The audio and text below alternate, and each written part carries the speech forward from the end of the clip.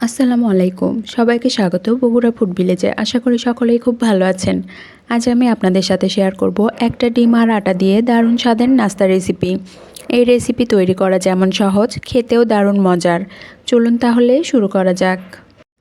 নাস্তাটি তৈরি করার জন্য প্রথমেই একটি মিক্সিং বোলে রুম টেম্পারেচারে থাকা একটি ডিম ভেঙে দিলাম।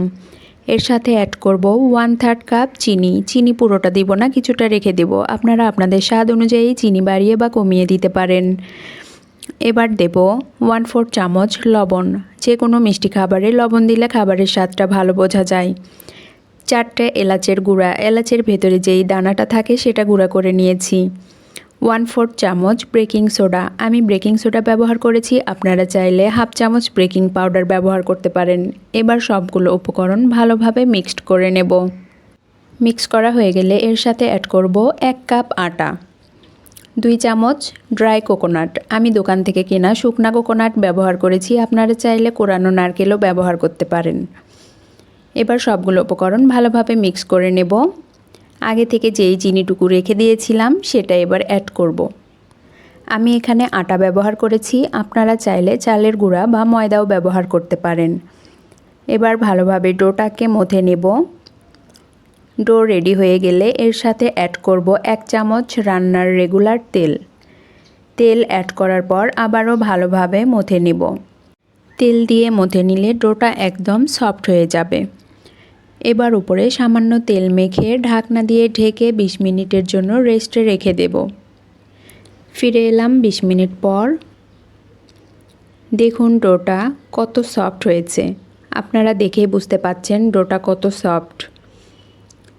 এবার ডোটাকে মথে নেওয়া হয়ে গেলে একটা পিঁড়ের উপর নেব।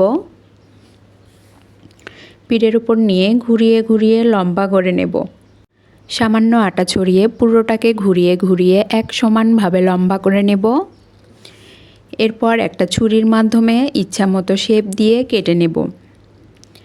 আমি এখানে ছুরি দিয়ে কেটে নিয়েছি, আপনারা আপনাদের পছন্দ অনুযায়ী শেপ দিয়ে তৈরি করতে পারেন।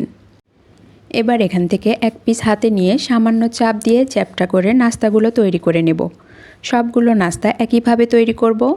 সবগুলো নাস্তা তৈরি করা হয়ে গেছে। পর্যাপ্ত পরিমাণ তেল দিয়ে চুলায় একটি প্যান বসিয়েছি। তেল হালকা গরম হলে নাস্তাগুলো গরম তেলে একটা একটা করে ছেড়ে দেব। এ পর্যায়ে চুলার জাল মিডিয়াম টু লোতে রেখে নাস্তাগুলো ভাজতে হবে 5 থেকে 7 মিনিট সময় নিয়ে। তা না হলে উপরে পুড়ে যাবে, ভেতরে কাঁচা থেকে যাবে। বারবার উল্টিয়ে উল্টিয়ে ধীরে ধীরে নাস্তাগুলো ভাজতে হবে।